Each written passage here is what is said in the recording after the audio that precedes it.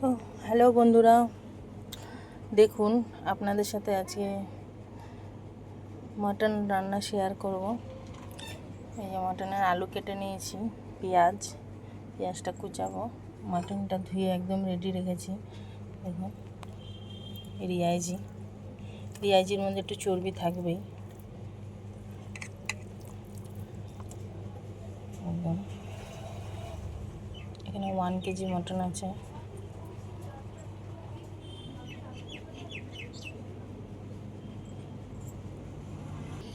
পেঁয়াজটা কুচিয়ে নিয়েছি। আজকে মটনের রেসিপিটা একদম অন্যরকম করব, যেহেতু 1 কেজি মটন। এখানে একটা গোটা রসুন দেবো, এই গোটা রসুনটাই দিতে হবে। তেল দিয়ে দিয়েছি কড়াইতে, এই যে তেজপাতা দিয়ে দিলাম,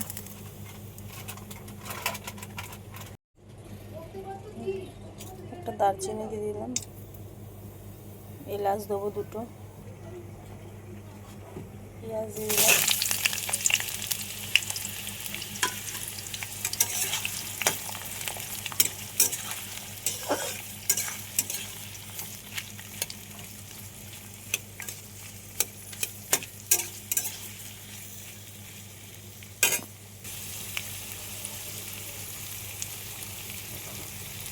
লাল হয়ে গেছে। মটনটা দিয়ে দিয়েছি, মটনটা দিয়ে একটু করে নেব।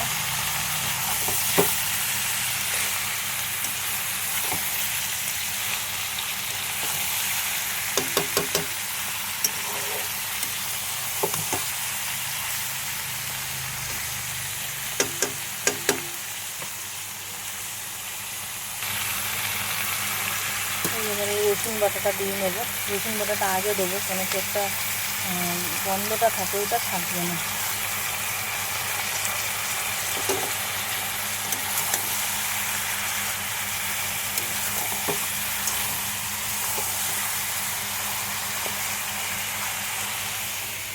আর এই যে এখানে সব মশলা রয়েছে, জিরে, ধনে, হলুদের গুঁড়ো, আদা, নুন, সব মশলা পেস্ট করে রেখেছি বাকিতে।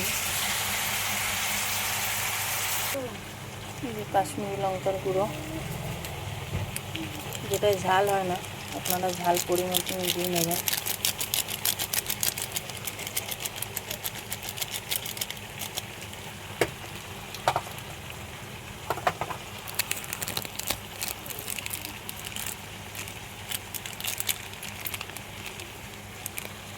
এবার মাংসটা কষে এসেছে, দেখুন। এই এবার 1 চামচ দই দিয়ে দেবো।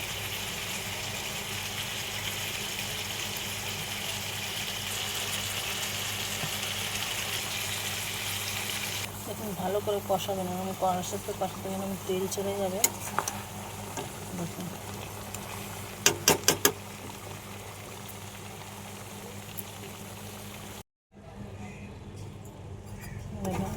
মাংস পুরো কষানো হয়ে গেছে। এবার প্রেসারে দেবো মাংসটা। আলুটা ভাজিনি, আলুটা এমনিই দেবো। প্রেসারে এবার মাংসটা দিয়ে নিলাম, মাংসটা দিয়ে 2টো সিটি মারব।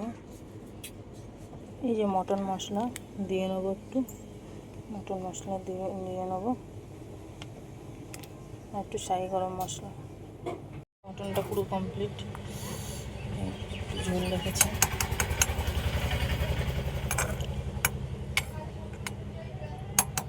এইভাবে মটন রান্না করে দেখবেন, খুবই ভালো লাগবে খেতে। টাটা বন্ধুরা, ভালো লাগলে অবশ্যই কমেন্ট শেয়ার করবেন।